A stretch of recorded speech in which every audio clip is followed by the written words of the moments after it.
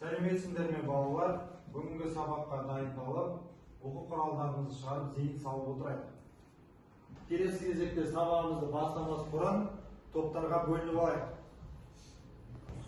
Олай болса бізде енді бірінші топқа Арсен, Елжан, Аяна, Димаш, Айбол, Ясина, Елая болады. Екінші топта Алинұр, Ерали, Медина, Фатима, Досбол, Зере, Құндызай. Және үшінші топта Сымбат, Мұрат, Айсұлтан, Жігер, Нұрали, Айару. Осы бойынша топтарға бөлінеміз.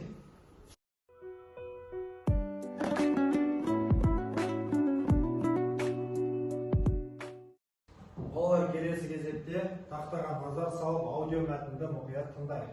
Ол біздің үйдің ең сыйлы адамы. Таңертең ерте тұрып, бәрімізге дәмді бауырсақ пен шай дайындайды. Әр қайсымызға жылы сөз айтып батасын береді. Үлкендерді құрметтеуді, кішіге қамқор болуды үйретеді. Үнемі жымиып, немерелеріне ертегі айтып отырғанын жақсы көреді. Отбасындағы ең қадірлі адам осы кісі кім?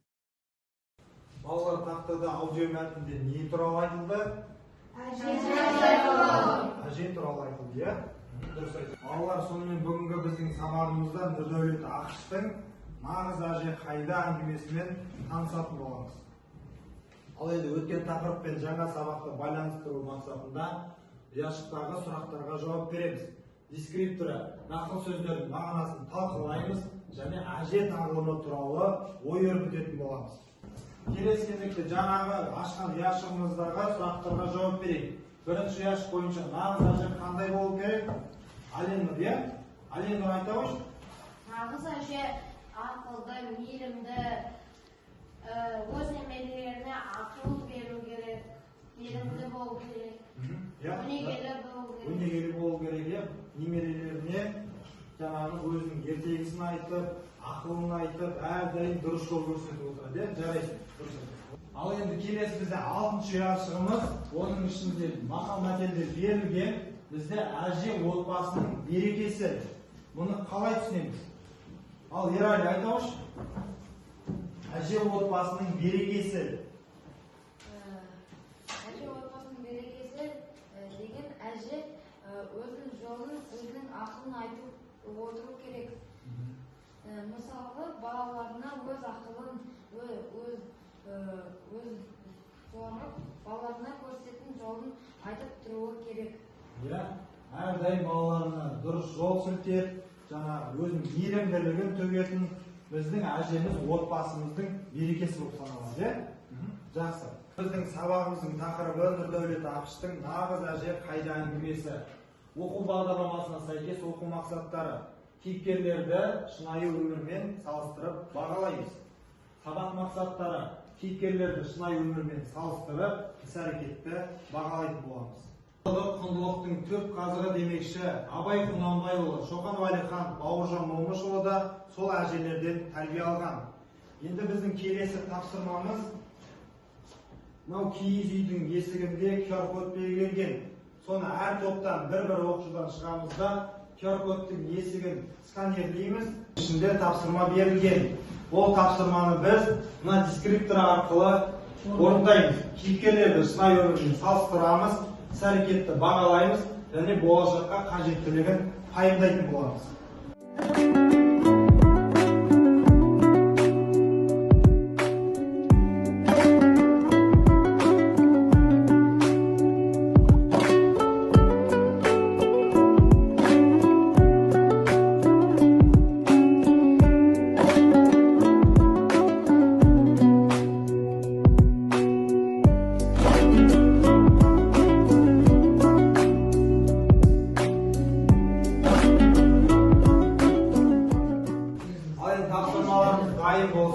Жауап беріп өтейік. Кім жауап береді? Сымбат. Бауыржан Момышұлының Зере мен Ұлжан Абайдың ғана емес, барлық халықтың анасы. Аналық сезімі мол, елдің мұңын мұңдап, жылаған аналар болып ақиқат көрсетілген деп берген бағасы осындай аналарды қадірлеу арқылы ел тарихын қадірлейтінімізді ұғындыра түседі. Сымбат, сенсіз біз табысқа жете алмаймыз. Келесі кезекте Айсұлтан.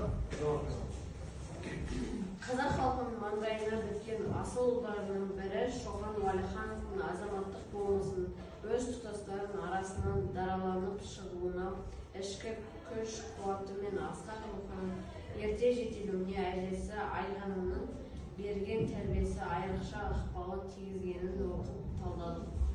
Жарайсың Әзімхан, сенен бәрі үлгі алу керек. Кім жауап береді? Құндызай, иә? Ал Құндызай жауап бере қойшы. Зере мен Ұлжан апайдың ғана емес, барлық халықтың анасы, аналық сезім мол елдің мұңын мұңдап жырын жылаған аналар болып ақиқат көрсетілген. Деп берген бағасы осындай аналардың қадірлеу арқылы ел тарихын қадіретімізді ұғындыра түседі. Жарайсың Құндызай. Әлі де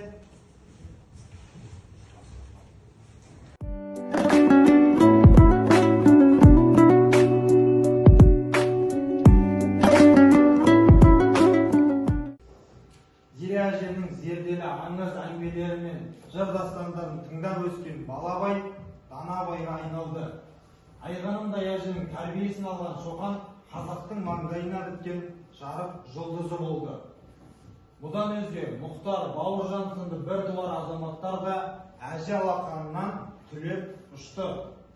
Ұлтымыздың тарихында даналығымен орын алған бұл аналардың ұрпағы әлемді мойындатты.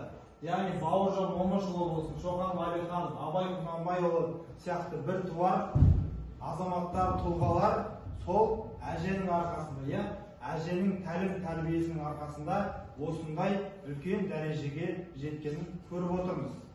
Яғни бүгінгі біздің сабағымыздың мақсаты кейіпкерлерді шынайы өмірмен салыстыра отырып бағалау, біздің тапсырмамызда орындалды. Енді әже өмірдегі ең қымбат жан, онымен әр отбасындағы тіршілік рахат күйге енеді. Оның маңызын біле тұра қадірін ұмытып жүрген жоқпыз бар деген сауал бізді толғандырады.